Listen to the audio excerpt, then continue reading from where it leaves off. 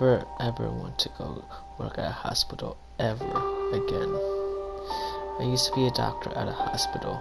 It's just a regular day. Sick patients, a few injuries here and there. Pretty normal. Spent my 7th year working at this hospital, and I always wondered about this one room. And I regret ever going in that room.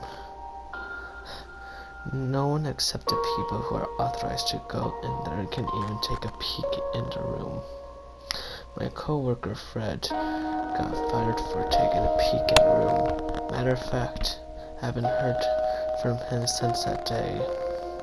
Anyways, I always wanted to know why it's so special. On this normal day, I was going to room 233 to help a sick patient, and I saw one of the owners, Alice, walking down a hallway with something that looked like a human heart. I brushed it off, thinking it was for a patient that might be where the supplies were at, till I heard a few minutes later, I hear someone screaming from that room. I rushed over there as fast as I could, and when I got there, Alice was outside and said that someone accidentally dropped a knife on their foot. Could have been a surgeon. They got nervous. Throughout the day, I just continued on with appointment, lunch break, beating Kim at chess the usual. It was the end of my shift and the hospital was closing up. It was exhausting today. On my way home, I forgot my present for my wife. I turned around to go and get her present. It took about 20-ish minutes to get back to the hospital. Seems like no one is there anymore. I was going to the front counter when I hear screaming. That's unusual when it's closed. I went towards the scream and it was coming from that one room. I knew I shouldn't go inside, but I have to see why they're screaming. I take a little peek inside. There's blood on the walls, in the ceiling, even on the door. Human tissue everywhere, and Alice's dead body. I couldn't believe what I saw.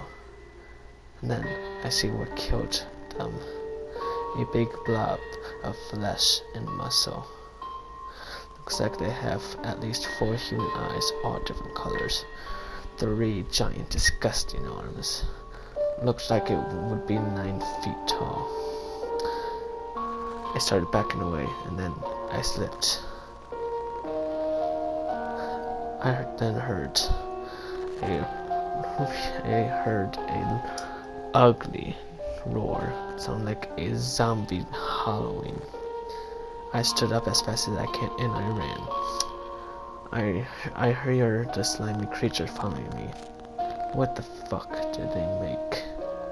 As soon as I turned around, the creature was about 10 feet behind me, knocking everything in its path, destroying everything. I can even see the flesh skimming off its body. I saw the exit, and I even ran faster than I ever have before. Finally, I got to the car, and at that moment, I saw the creature bursting through the doors. I drove right into the creature, hoping that I killed it. Whatever it is, I'm not happy about it.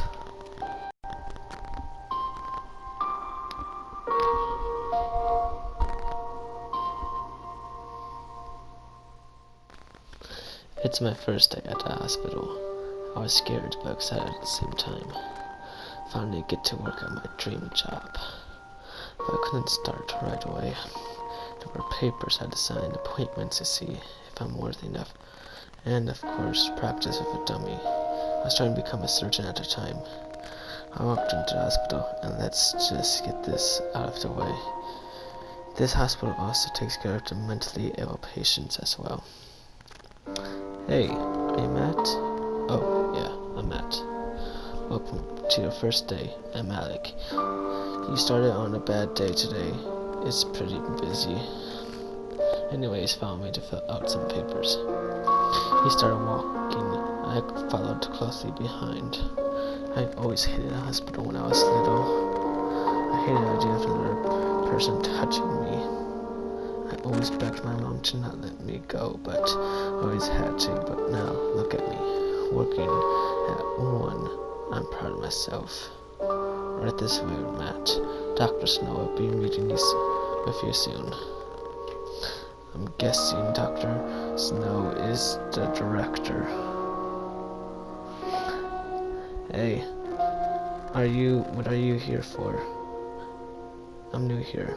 I was told to wait for Dr. Snow. Then, all of a sudden, I hear some buzzing. It sounded like an alarm was going off. Turner's face went pale. What's that? Oh, it's nothing. Someone got into a restricted area.